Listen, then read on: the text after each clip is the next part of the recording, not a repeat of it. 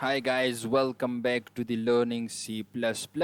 So in this video we are going to attempt two more practice problems that will help us to understand the previously discussed concepts.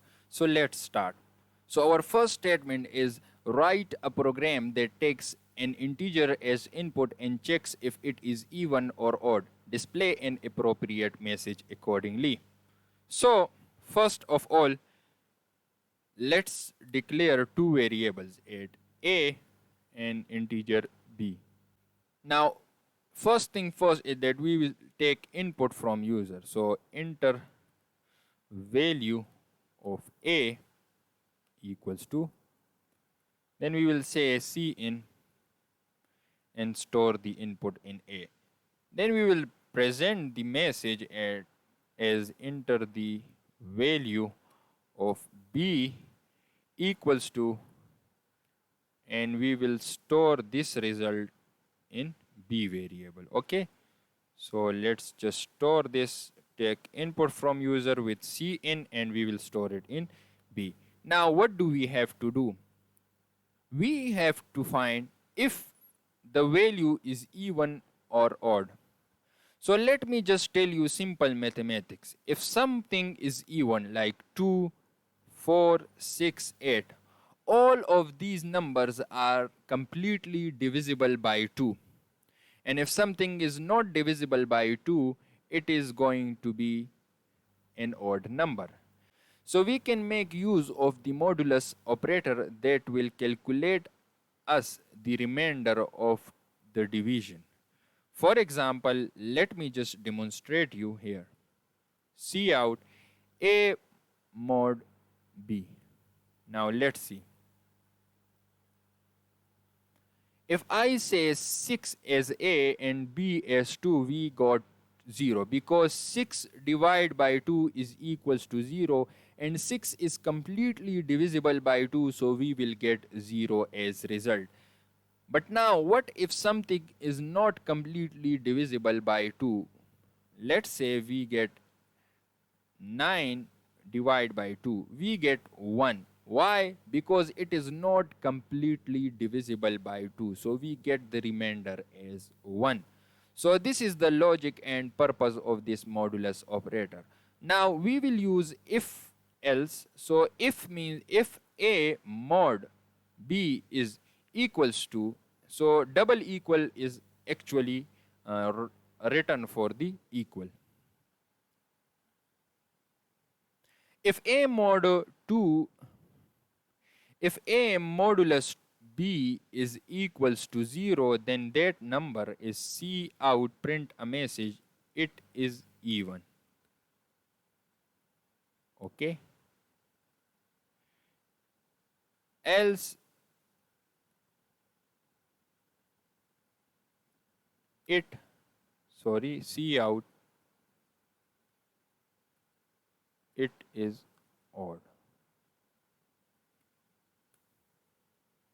Now, as I was demonstrating about the concept of modulus operator, so it was right to use two variables, but actually we need only one because we have to divide this always by 2, so we do not need this another variable. So now it should work as well. Now let's see if 2 is even. Yes, it is even. Now let's try it for an odd number. So let's say if I write 1, it is odd. Okay. So we have successfully attempted our first practice problem. In this practice problem, you learned the concept of a modulus operator. So there was no use of this integer b as well. Okay. Now let's try to attempt this task as well, or practice problem. Implement a simple calculator program that takes two numbers as an operator as input and performs the corresponding calculations. Let's attempt this program and make a simple calculator in C++. So first of all, we will take float as num1 and float as num2. Okay, and we will say that character operator. Okay, operator I guess is a keyword, so we will not use any keyword as a variable name. Okay, so never use any keyword as your variable name. Now first of all, let's take input from user. Enter the num1 equals to this, and then C in store the input in num1. Then print the text for num2 as well. Enter the num2, which is equals to this. Now C in num2. Now let's take input from the user for the operator as well. Let's print a text as cout enter an operator. Operator can be plus, minus, divide, and multiply. Okay, and equal sign, and that's it. Okay, and C in we have got an operator. Okay, now let's design the code. If the operator is equals to plus, then what we will show? Cout sum is equals to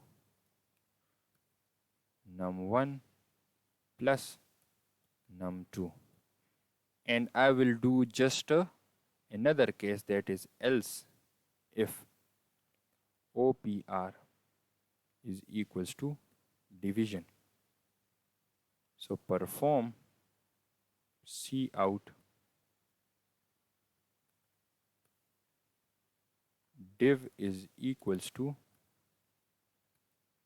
num1 divided by num2.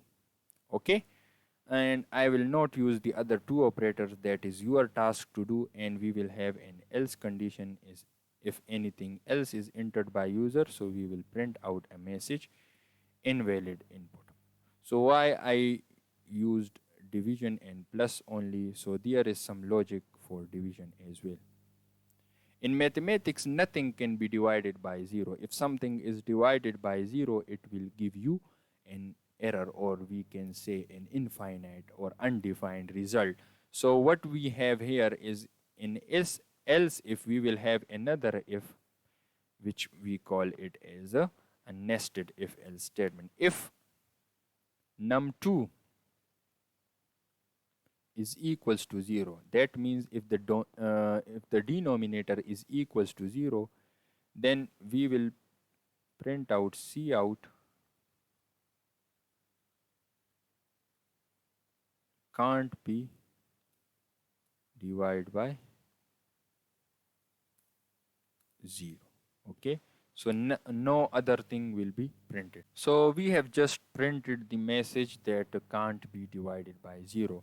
So if num2 is equals to 0, we will print this message and no calculation will be done, because if we do divide num1 by num2, we will have an error. Okay, you can handle these kind of exceptions cases with exception handling, which we will learn in future OOP classes as well. But for now, just learn this. If you know something is going to generate an error, so you can put with an if, and you can just print a text. Okay, so now what we will do is that we will have an else, and we will remove this curly bracket to include this cout within is else. Okay, now let's run our code. Okay, num1, so we have 3 plus 4, and we will plus, okay, sum is equals to 7. It is working fine. And then we will have 6, we will have 9, and we will have division. So we have got 0.667. Now let's try that 0 case. So 8, 0, and let's say divide. So can't be divided by 0. So this is how you can make a calculator. You can add other two operators as well, and you can modify further as well. Okay, so this was the two more practice problems, and I hope you have learned something from this video as well. So thanks for watching. I'll meet you guys in next video, in which we will create a simple project for our lesson 1. So I'll see you guys in the next video.